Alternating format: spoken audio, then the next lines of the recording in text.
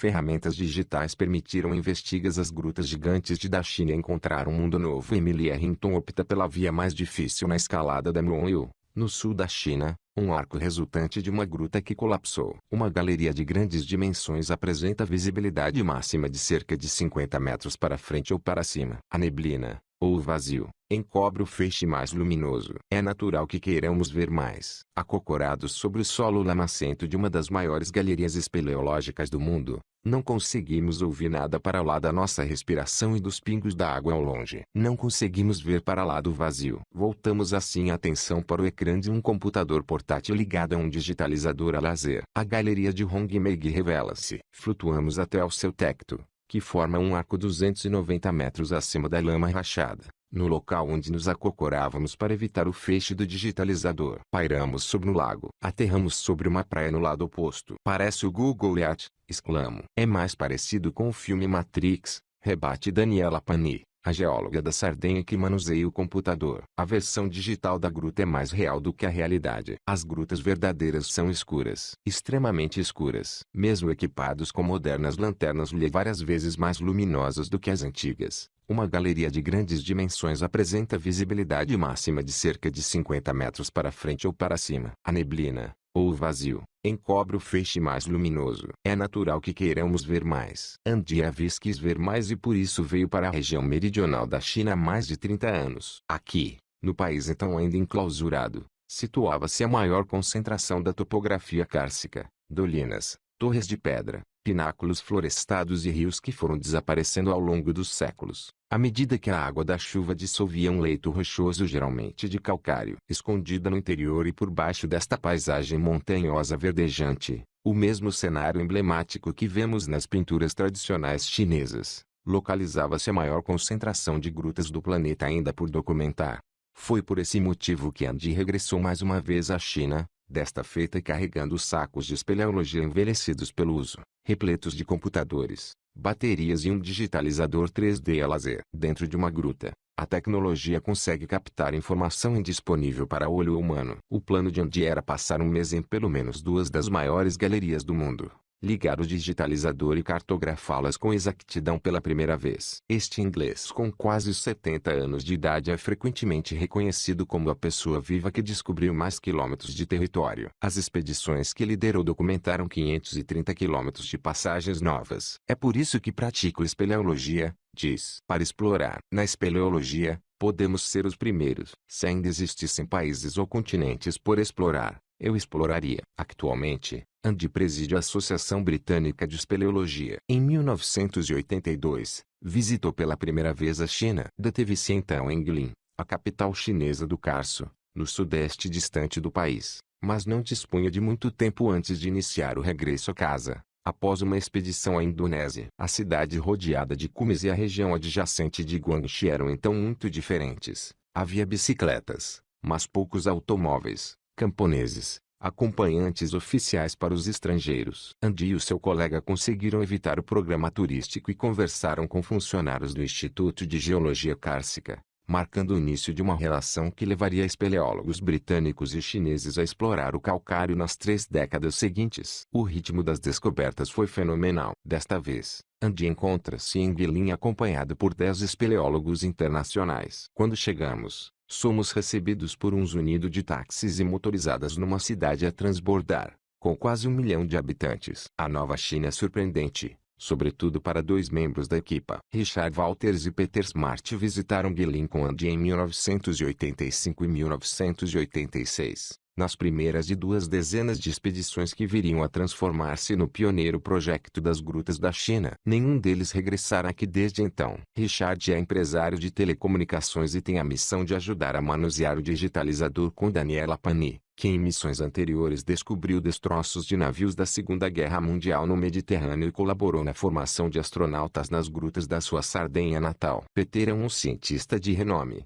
um especialista em carso que se reformou da Universidade de Bristol em 2009. Usa uma barba profissional e tem óculos perpetuamente tortos. Nesta campanha, mostra-se entusiasmado com a inovação da digitalização a laser, porque de outra forma a espeleologia é como olhar através de um vidro escuro. Apesar de todas as mudanças acontecidas na China, à medida que avançamos para o oeste de Guilin, em direção às maiores galerias, descobrimos que a descrição da paisagem feita por Peter Smart ainda se mantém adequada. Vista de cima, parece uma caixa de ovos, diz Matt. Cedar e Emily equilibram-se num pináculo na floresta de pedra, depositado num mar de baixa profundidade há 270 milhões de anos. O calcário foi desgastado por fortes chuvadas tropicais. Especulamos que a galeria de Hongmegi, a primeira que tencionamos digitalizar, terá o tamanho aproximado de 8 campos de futebol. É a oitava maior galeria conhecida do mundo, numa lista elaborada em 2012.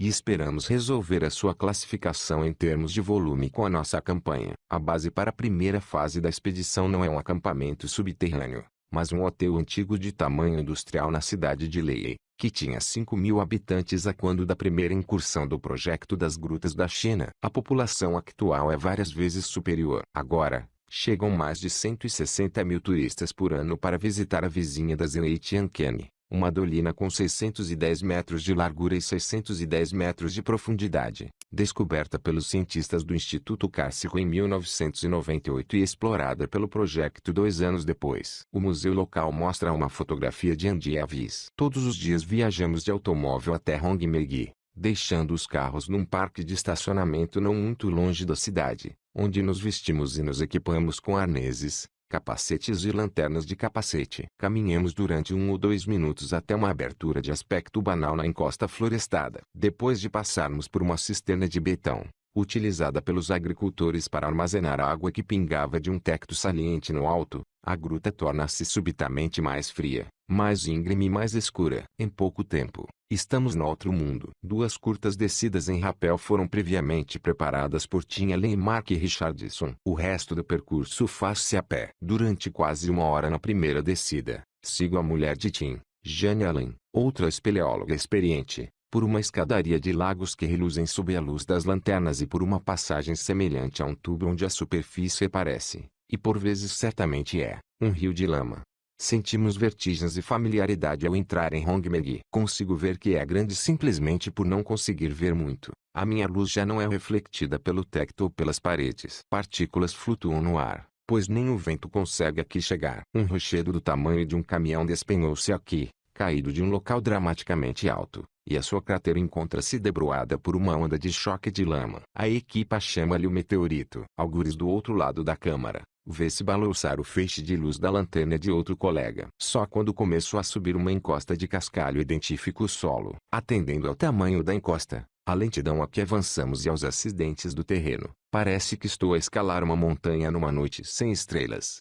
Devido à forma irregular das grutas, torna-se difícil decidir onde acaba cada galeria e onde se traçam as fronteiras. O que é uma galeria e o que é uma mera passagem? Esta questão semântica é um tema de discussão constante entre os membros da expedição, pois um dos eventuais objetivos da digitalização 3D, a classificação das maiores galerias do mundo em termos de volume, é impossível se os exploradores das grutas não concordarem sobre uma definição técnica.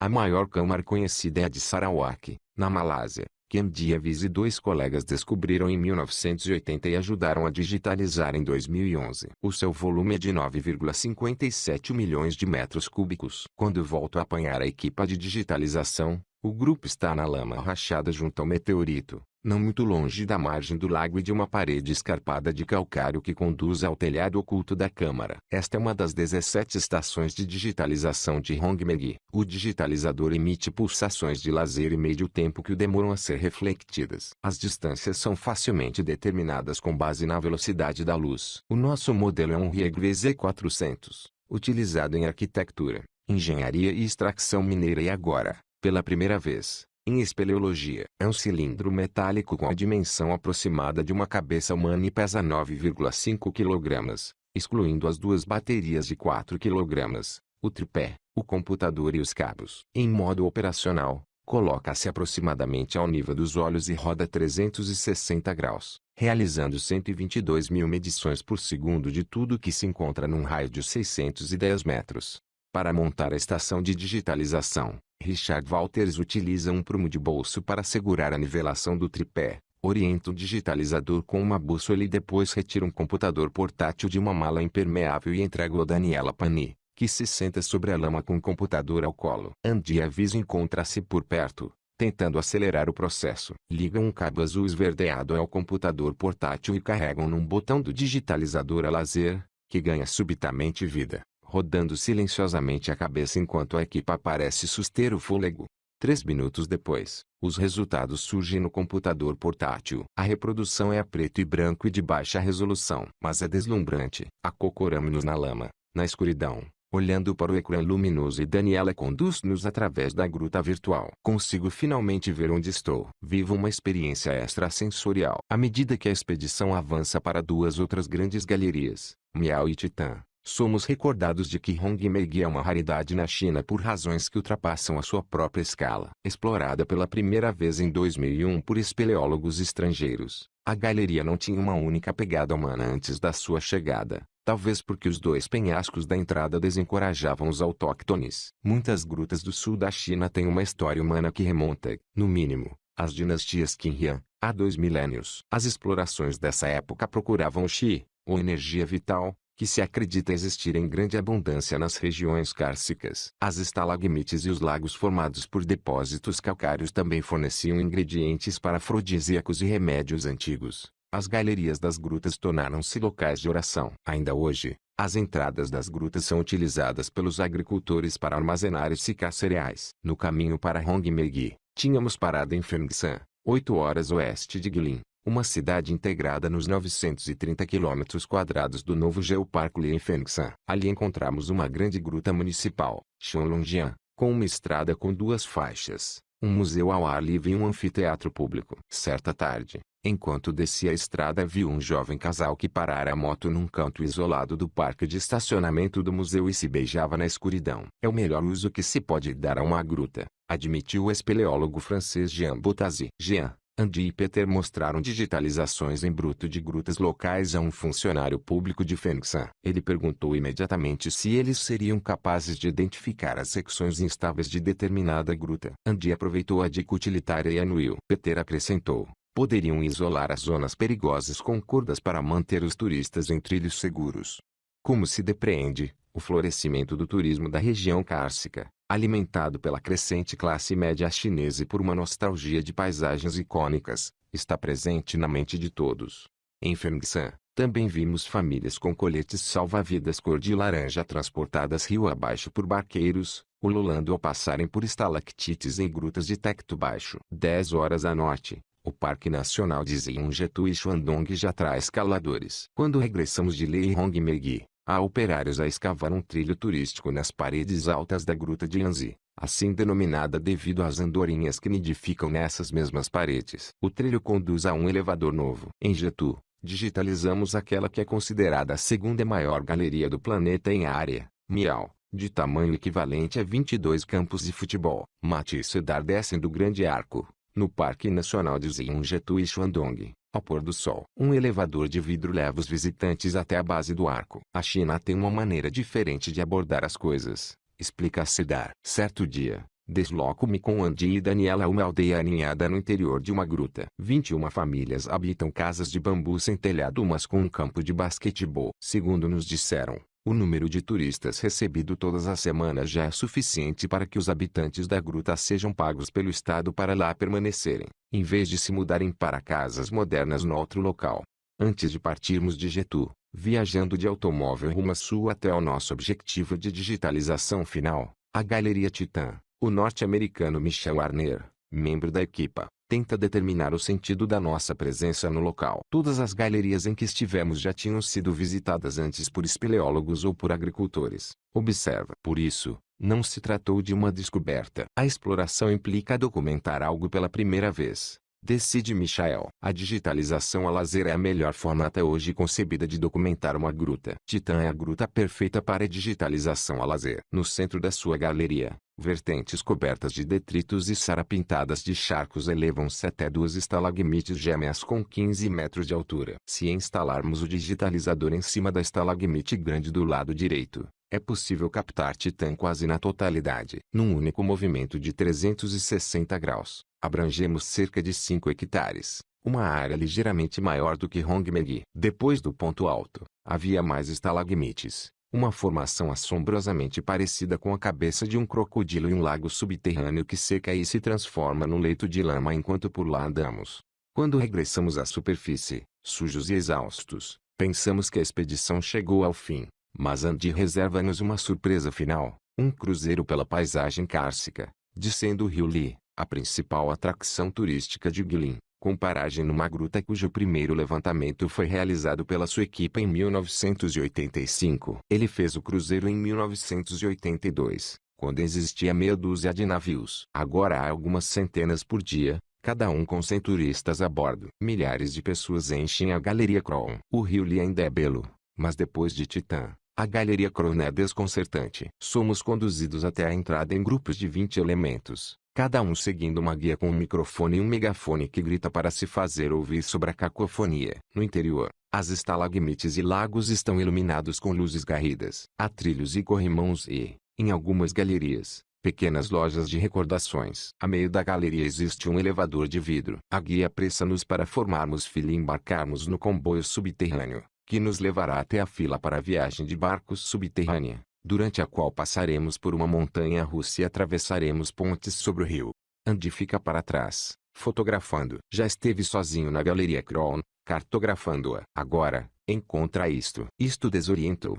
Pergunto-lhe. Não, diz. Os turistas usam agora as suas próprias máquinas fotográficas, documentando cada canto da gruta tornado visível pela luz artificial. Para os turistas, é uma espécie de exploração. Para Andy Avis, é o acto mais natural do mundo.